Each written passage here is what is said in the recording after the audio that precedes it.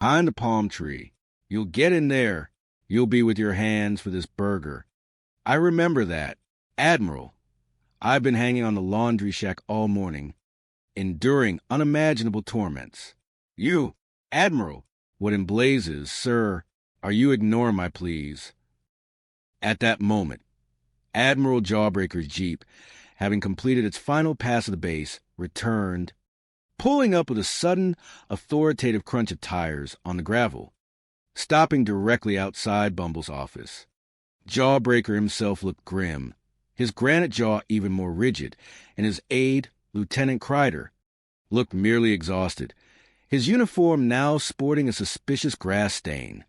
Bumble, still gripping a terrified Myrtle, rushed out, a wild, almost deranged look in his eye, a man possessed by his own paranoia. "Easy does it now, sir," Finn McGinty called out from his office, his voice a soothing, almost melodic balm, attempting to inject a calm, rational note into the rapidly escalating absurdity. "Remember, Admiral, he's been under a terrific strain.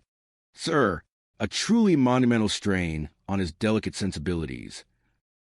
Bumble ignored Finn entirely, staggering towards Jawbreaker's jeep, his mud-splashed robe flapping.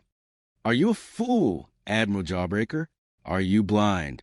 Sir, it's me, Commodore Bumbleton. I've got those hula girls in the laundry shack. The very laundress herself witnessed them. I've really got you this time. McGinty, you slippery fish, caught red-handed."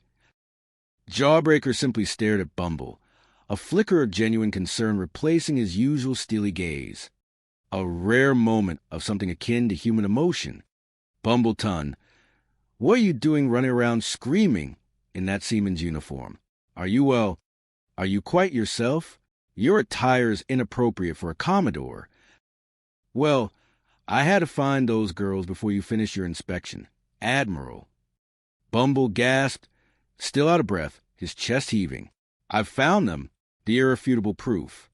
The scandalous, half-clad proof. Oh, the hula girls, sir." Finn, stepping out of his office, quickly stated, his voice calm and clear, addressing the Admiral with professional concern, "Oh, girls again. Sir, he's worse than ever. Sir, the delirium seems to be intensifying. I'd better get him right back to the infirmary before he causes an international incident with his interpretive dance, delusions, and his general disregard for the peace and quiet of the base." Bumble tried to lunge at Finn, his eyes wild with suspicion. "Get your hands off me, you sneaky traitor." He's a sneaky traitor. "Admiral, collaborating with my enemies. Please, Admiral, you got to take a look at these girls in the laundry shack right now. Sir, I have visual confirmation. Sir, actual bona fide, semi-clad hula girls, concealed amongst the starched sheets." Jawbreaker, however, was clearly at his wit's end. He felt a throbbing headache beginning behind his eyes. "Now calm down, Captain. Take a deep breath. Everything's going to be all right. Of course, we'll look in the laundry shack. If it will pacify your feverish imagination. A moment of clarity for the Commodore. And then, Bumbleton, we'll go back to the hospital and take a nice, long nap. A very long nap indeed. You're going to get us, Bumbleton, into more trouble than you can imagine." Fine. Seeing his original plan of Bumble inadvertently exposing his own incompetence, somehow coming back to life, nudged Plimpton, who had cautiously emerged. "Oh, me? See, we're coming. We're trapped, Plimpton, in a labyrinth of Bumble's making." Jawbreaker, his shoulders slumping with a profound weariness, led the way, with Bumble excitedly yammering beside him, recounting tales of hidden sarongs and secret shimmying, and Finn following, trying desperately to understand what new disaster awaited them in the laundry. "Admiral, we've already checked the laundry, sir." Finn reminded him, trying one last time, a subtle hint. "Remember, we checked the boilers. Clean as a whistle. Nothing to see here, sir." Bumble, however, was jubilant, his face beaming with the manic glee of a man convinced he held a winning hand. Don't you try and worm out of it. McGinty, don't you dare. This time you'll worm your way into a court-martial. You're finished. Cap it. Finito. Your career is over. Finn shrugged dramatically, a picture of philosophical resignation. Finito? Never mind. Admiral, I think we should hear the captain out. Let's let the madman ramble. The Admiral's on too. You, sir. Oh, you're going to suffer, McGinty, for your insolence. Brace yourself for the evidence. Admiral, the incontrovertible evidence of moral decay. They arrived at the laundry shack, a humid, steamy building perpetually filled with the scent of soap and boiling water. Bumble, with a flourish that threatened to send him sprawling headlong into a tub of suds, tore open the door, his eyes wide with triumphant expectation. Stand by, sir. There you go. Take the fire drill. Admiral, my proof is within. From inside the laundry shack, a dozen very muscular, very damp sailors in various stages of undress, some still clinging to pieces of what might have once been a sarong or a coconut bra, scrambled out. They had been assigned by Finn to a mandatory, top-secret fire drill simulation, and were clearly unprepared for the Admiral's sudden, unexpected arrival. Their faces were crimson with embarrassment. Fire drill, they chanted, in a deeply unconvincing and slightly embarrassed manner, still dripping with water from the laundry tubs they'd been pretending to fight. They looked less like firefighters and more like a soggy, embarrassed chorus line.